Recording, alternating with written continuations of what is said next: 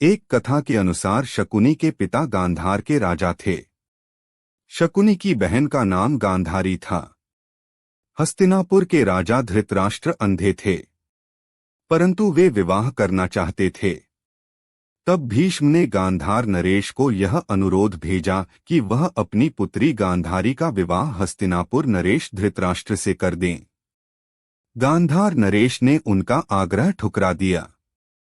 क्रोध में आकर भीष्म ने गांधार पर चढ़ाई कर दी और गांधार नरेश को उनके पुत्रों के साथ बंधक बना लिया।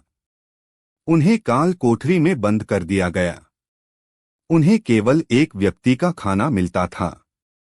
गांधार नरेश और उनके पुत्रों ने आपस में विचार किया कि हम में से कोई एक व्यक्ति जीवित रह सकता है। यह खाना वह व्यक्ति खाए जो हमें सबसे बुद्धिमान और चालाक हो। शकुनी गांधार नरेश के सबसे छोटे पुत्र थे। शकुनी इन सभी में सबसे बुद्धिमान और चालाक था। सभी ने वह खाना शकुनी को खाने दिया और स्वयं भूखे रहे। सभी ने शकुनी से यह प्रण लिया कि वह भीष्म के कुल का समूल नाश करेगा।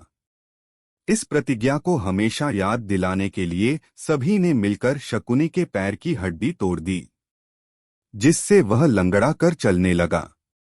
शकुनी के पिता और भाइयों की जेल में भूख से मृत्यु हो गई। अपनी मृत्यु से पहले उसके पिता ने शकुनी से कहा, हे पुत्र, तुम मेरे हाथ की उंगलियों की हड्डियों से पासे बनाना। इन पासों में मेरे क्रोध की शक्ति भरी होगी। यह पासे केवल तुम्हारा कहना मानेंगे। शकुनी ने उनकी बात मान ली। बाद में गांधारी के बहुत आग्रह करने पर शकुनी को जेल से छोड़ दिया गया और उसे गांधार राज्य वापस कर दिया गया। पर शकुनी गांधार नहीं गया। वह हस्तिनापुर में ही रहा और हस्तिनापुर को नष्ट करने का कुचक्र रचता रहा।